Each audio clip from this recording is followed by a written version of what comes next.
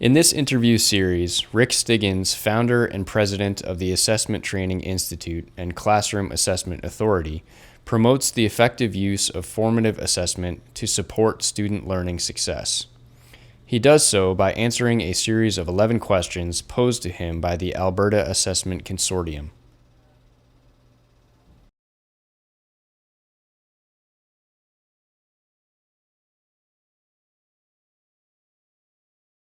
What does the research say about formative assessment? Well, the really good news is that we have a good, big body of research on formative assessment, and it's full of good news. Before we get into that, maybe I should just describe briefly what it is that we're reviewing research about. So assessment is the process of gathering information to inform instructional decisions. And there's a wide variety of instructional decisions, obviously, that are made at a variety of levels that set students up for success. Formative assessment is a particular application of assessment that has as its purpose to support student learning, that is, to use the assessment process and its results to help students learn more. In the assessment community, we differentiate between that and summative assessment, which wants to gauge a student's achievement at a particular point in time. In a formative context, we want to use assessment to support learning, assessment for learning, not just assessment of learning. And my research in this realm began a few decades ago, actually, when I had a research team at the Northwest Regional Education Lab, and we spent a decade studying classrooms and schools to understand the task demands of classroom assessment, day-to-day classroom assessment that teachers face. And we documented some pretty startling and somewhat disappointing results.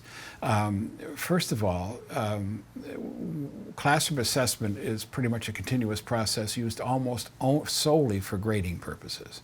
There's not a lot of application of assessment, or wasn't at the time of that research, in using the assessment process to support learning. It was merely to gauge it. And it's the case also, in a disappointing sense, that the standards of assessment quality were not evident. That is, it became clear that teachers had not been trained in sound assessment practice, and that was very, very clear. There were a number of research syntheses, research reports published at that time stating the same outcome. And furthermore, teachers have difficulty turning to their supervisors for leadership in this arena, because often school leaders receive little or no assessment training in their pre-service preparation programs. So all of these things were not very positive, but they laid a foundation because we understood the task demands and what needed to happen. And we spent the following 30 years working on professional development programs that were intended to help with these issues, and I think did that productively. But in addition to that, what emerged right after we were doing our work was quite a comprehensive international program of research on applications of assessment to use it to support student learning and on formative assessment.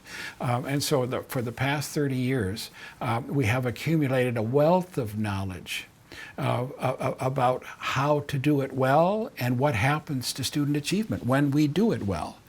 Perhaps the biggest breakthrough in the course of that work was our discovery of a new role for the student in the assessment process while they're learning. This is our concept of assessment for learning. We've discovered that when students become deeply involved in the assessment process while they're learning, they gain the confidence they need to continue to strive for success.